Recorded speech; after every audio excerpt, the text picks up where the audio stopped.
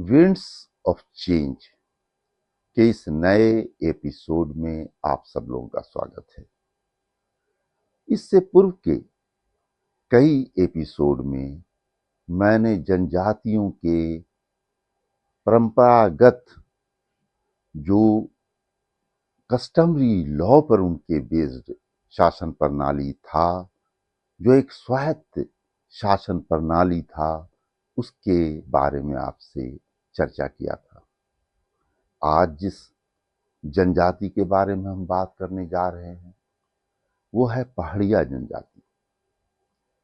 अगर हम देखें कि SC/ST tribe order amendment act 2002 में पहाड़िया जाति को किस तरह से विभक्त किया गया। पहली जो दो भाग में इसको बांटा गया था, माल पहाड़िया और सौरिया पहाड़िया। फिर माल पहाड़िया में कुमार भाग पहाड़िया भी शामिल किया गया। अब आधिकारिक रूप से माल पहाड़िया और कुमार भाग पहाड़िया और दूसरा सौरिया पहाड़िया में ये विभक्त है। हमको जो जानकारी प्राप्त होती रही है उसके आलोक में हम ये कह सकते हैं कि माल पहाड़िया और सौरिया पहाड़िया के बीच वैवाहिक संबंध नहीं होता था, यानी वो दोनों जनजाति की अपनी अलग अलग पहचान थी। लेकिन हम ये भी देखते हैं कि जितनी भी जनजातियां झारखंड में देखने को मिलती है, उन सब जनजातियों की जो परंपरागत शासन प्रणाली थी, जो अपने समुदाय को बांध कर रखती थी, उनके झगड़े को निपटाती थी, उन्हें संसाधन उपलब्ध कराती थी और एक न्यायिक व्यवस्था कायम करती थी, उसमें एक समरूपता है। नाम का अंतर भले ही है। अगर हम मुंडा जनजाति के बारे में देखें तो उनके परंपरागत शासन प्रणाली को हम मुंडा मानकी कहते हैं। अगर संथाल में देखें तो हम उसे माझी गांव के हेड हुआ करते थे। लेकिन नाम अलग अलग भले था, लेकिन तौर तरीके एकदम अक्षरशः एक नहीं होने के बावजूद बहुत समानता थी इनके शासन प्रणाली में। हम देखते हैं कि इनका गांव असल केंद्र बिंदु था, जो सामाजिक, धार्मिक और राजनीतिक जीवन का गढ़ था, केंद्र था। यहां पर गांव के मुखिया को या तो प्रधान कहते थे या मांझी कहते थे। जैसे कि संथालों में मांझी कहा जाता था। हमें यह भी पता चलता है कि ये जो शासन व्यवस्था थी उनकी, इसी शासन व्यवस्था को अगर अक्षरशः नहीं तो बहुत हद तक संथालों ने भी जो है अपनाया था।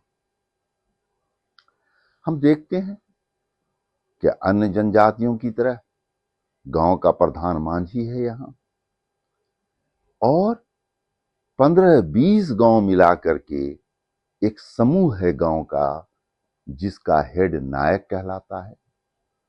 और फिर 70-80 गांव को मिलाकर के एक और बड़ा समूह बनता है, जिसके प्रधान के रूप में हमको सरदार दिखाई देते हैं।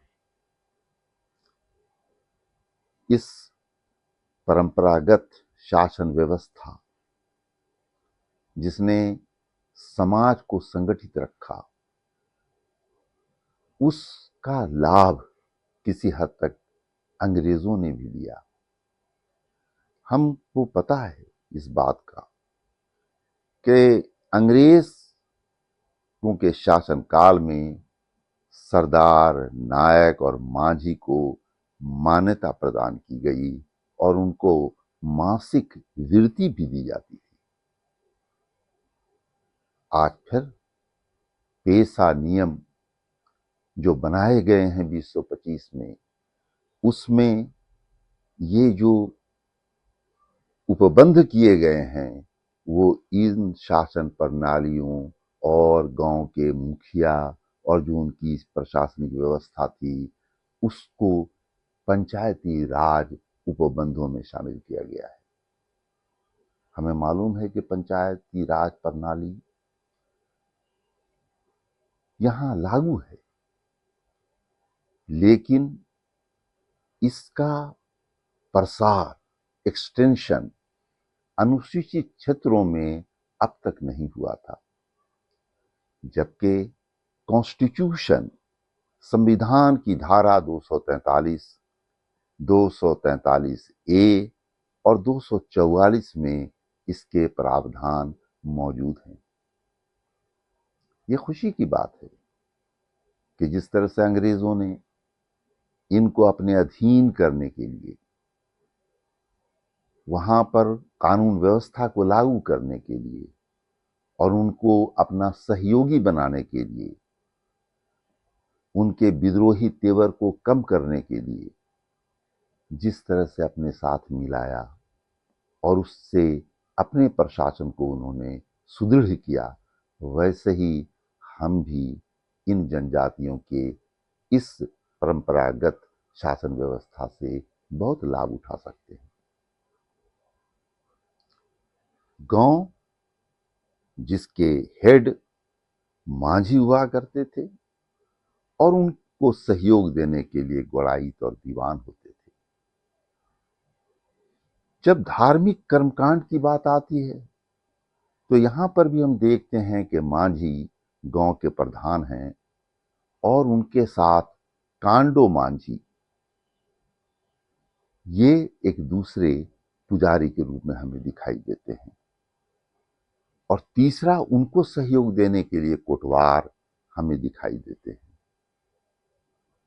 इन पंचायतों का काम था कि आपसी झगड़े का निपटारा करें, स्थानीय समस्याओं का निदान करें, और ये सब काम ये एक दूसरे के सहयोग से, एक दूसरे के अनुशासन में ला करके करते थे। हम देखते हैं कि इनके प्रशासन में जो सजा का प्रावधान था वो संथालों से कहीं नरम था। यहां पर बिटलाहा की कोई प्रथा हमें दिखाई नहीं देती, लेकिन जुर्माना जरूर लगाया जाता था। जो भी कस्टमरी लॉ, जो रूढ़िवादी कानून था उनका, जो सामुदायिक कानून था उनका, उसकी अवहेलना करता था तो उस पर जुर्माना लगाया जाता था और फिर उस जुर्माने की राशि से पूजा होती थी और ग्रामीणों का भोज होता था। लेकिन बिटलाहा की प्रथा नहीं थी, उन्हें समाज से बहिष्कृत नहीं किया जाता था। हम ये देखते हैं कि परंपरागत पंचायत की जो व्यवस्था थी, जो बहुत वर्षों पहले से चली आ रही थी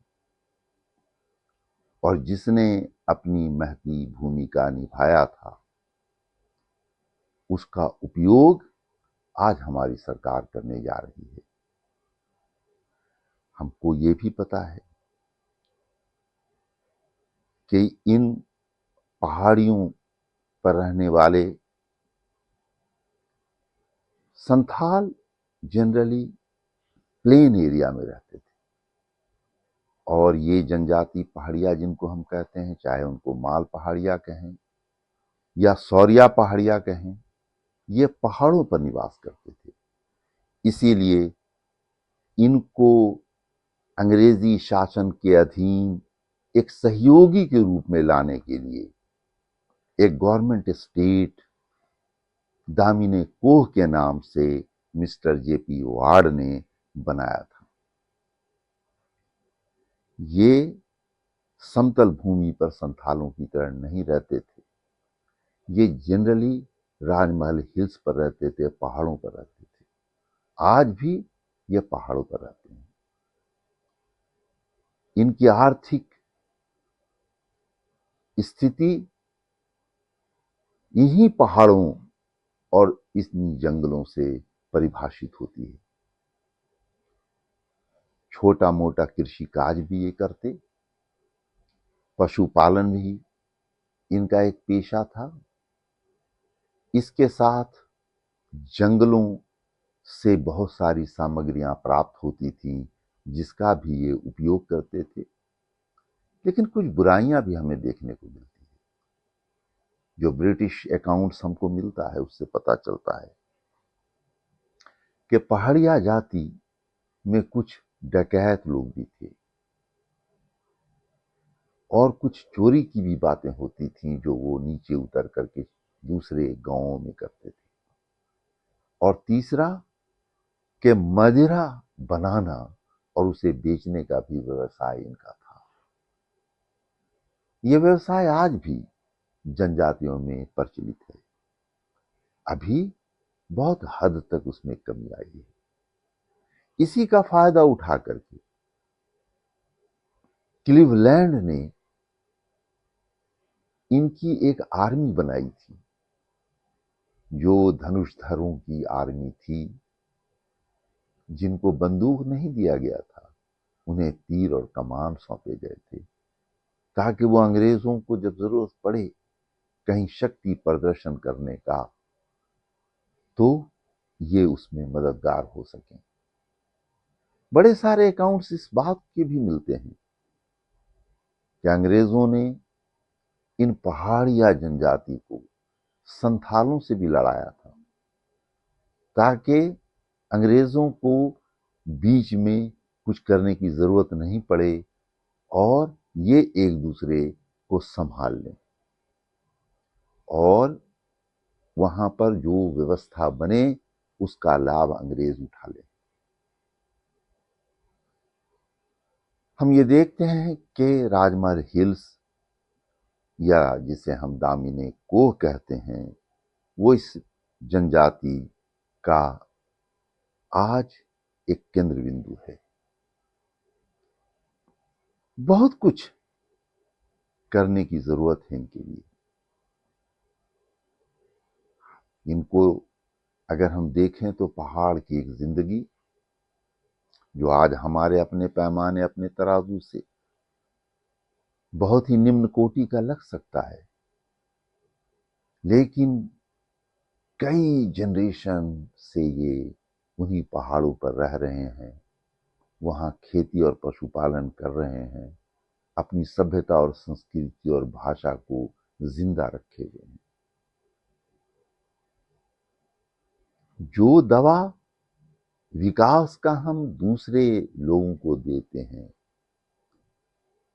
उन दवाओं से इनकी आर्थिक उन्नति, सामाजिक उन्नति या शैक्षणिक उन्नति नहीं हो पा रही है।